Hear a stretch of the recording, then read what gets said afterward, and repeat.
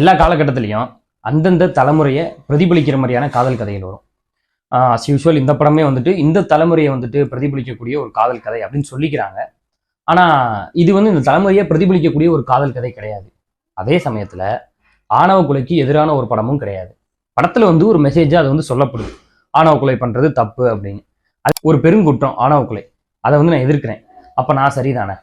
இங்கே வந்து நான் காதலுக்கு ரொம்ப லாயலாக இருக்கேன். இந்த காலத்தில் யாருப்பா அப்போ இந்த மாதிரியான காதலுக்குலாம் லாயலாக இருக்கா? அப்போ நான் இருக்கேன்ல, அப்போ நான் சரிதானே?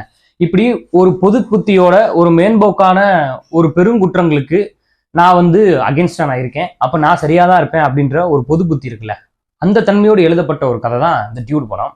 ரெண்டாம் பாதியெல்லாம் வந்து பார்த்தீங்கன்னா நிறைய கிரஞ்சி சீன்ஸ் வந்து கொண்டு வந்துட்டாங்க அப்படின்னு சொல்லலாம். அதில் வந்து ஒரு டைலாக் வேறு, இன்னொருத்தரோட எமோஷன்ஸ் வந்துட்டு உங்களுக்கு கிரஞ்சாதானே தெரியும் அப்படின்னு.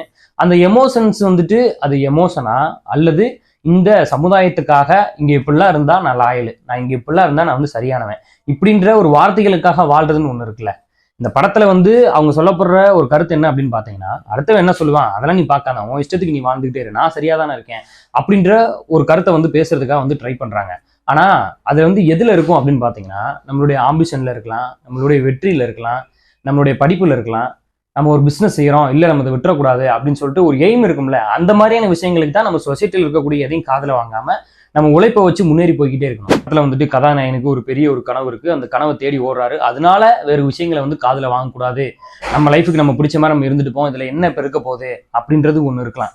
ஆனா இவங்க சொல்ற லாயலும் சரி, நான் நேர்மையா இருக்கேன் அப்படின்னு சொல்றதும் சரி, நான் வந்து உத்தமை அப்படின்னு சொல்றதா இருக்கட்டும் சரி, நான் வந்து எவ்வளவு தூரம் வந்து இதுக்காக போராடினேன் அப்படின்னு சொல்றதா இருக்கட்டும் சரி, அது அந்த விஷயங்கள்லாம் எதுக்கானதுன்னு பார்க்க வேண்டியது இருக்கு. நம்ம இங்க அவன் ஆணவ கொலைக்கு எதிர்த்து பேசுறதாவே இருந்தாலும் அவன் முதல்ல என்ன பண்ணிட்டு இருக்கான், அவன் எங்க இருந்து அந்த கருத்தை வந்து பேசுறான் அப்படின்றது ஒண்ணு இருக்கு. அதை தான் வந்து இங்க ரொம்ப ஸ்ட்ராங்கா நம்ம புரிஞ்சுக்க வேண்டியதா இருக்கு. வந்து மேம்போக்கு தலைமுறையினரை ரொம்ப ஒரு சிக்கலான ஒரு விஷயத்த வந்து கையில் எடுத்து அதுல வந்து ஒன்னு சொல்யூஷன் சொல்லியிருக்கணும்.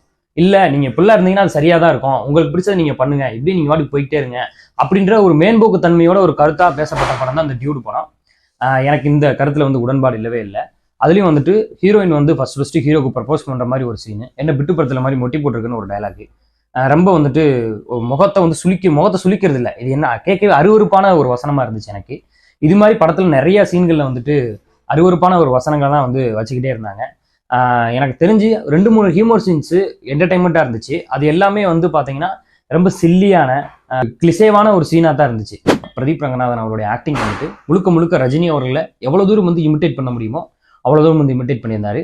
அதுவும் வந்து ரொம்ப பெக்யூலியராக அந்த இன்ட்ரோ பிளாக்ல அந்த வெளியே போயிட்டு திரும்ப வந்து அந்த அழுது அதே மாதிரி ரஜினி மாதிரி அந்த கண்ணை வச்சு கையை தொடச்சி அப்படியே அந்த வாக் பண்ணி வரதெல்லாம் முழுசாக வந்து ரஜினி அவர்களே வந்துட்டு இமிட்டேட் பண்ண மாதிரியே இருந்துச்சு. இது வந்து ஒரு தேவையில்லாத ஒரு ஆணி தான். ஏன்னா கதாநாயகனோட கேரக்டரோட ஆர்க்கை இவங்க என்னவா ரிசீவ் பண்ணிக்கிட்டு நடிச்சாங்க அப்படின்னு எனக்கு தெரியல. ஒருவேளை அவங்களுக்கு சொல்லப்படும் பொழுது இது வந்து ஒரு மெசேஜ் ஃபுல்லான ஒரு படமா இருக்கும் அப்படின்னு நடிச்சிருப்பாங்கன்னு நினைக்கிறேன். ஆனால் மோஸ்ட் ஆஃப் த ஒரு கிரஞ்சான ஒரு கேரக்டர்ல மதிமுத்தா நடிச்சிருக்காங்க. அவங்க படம் பார்த்து முழுசா வந்து உள்ள அவுட் வந்ததுக்கு அப்புறம் தான் அவங்களுக்கே தெரிஞ்சிருக்கும்னு நினைக்கிறேன். சாயபங்கர் படம் முழுக்க வந்துட்டு எவ்வளவு சொல்லிக்கிட்டே இப்படியே வந்து போய்கிட்டே இருந்துச்சு. அவ வேண்ட மாதிரி செந்தில் பாண்ட மாதிரி வந்துட்டு அந்த தான் வந்து திரும்ப திரும்ப வந்து ரிப்பீட்டாவே போட்டுக்கிட்டே இருந்தாரு. பேக்ரவுண்ட் ஸ்கோர் வந்துட்டு ரொம்ப கஷ்டம். ஜானர் வைஸா வந்து போட தெரியலனாலும் ரிப்பீட்டட் இல்லாம கூடயாவது வந்து போட தெரியணும். ஆனா அது ஃபுல் அண்ட் ஃபுல் படம் முழுக்க அதே ரிப்பீட்டட் தான். படத்தினுடைய பெரிய ஒரு டிராபேக்கா நான் அதை வந்து சொல்லுவேன். அந்த ஒரு பாட்டு படத்துல நடந்த ஒரு நல்ல விஷயம் என்ன அப்படின்னு பாத்தீங்கன்னா, பரிதாபங்களுடைய டிராவிடுக்கு வந்துட்டு ஒரு பெரிய ஸ்கிரீன்ல வந்துட்டு ஒரு நல்ல வாய்ப்பு கிடைச்சிருந்துச்சு. அவருடைய பர்ஃபார்மன்ஸ் நல்லா இருந்துச்சு.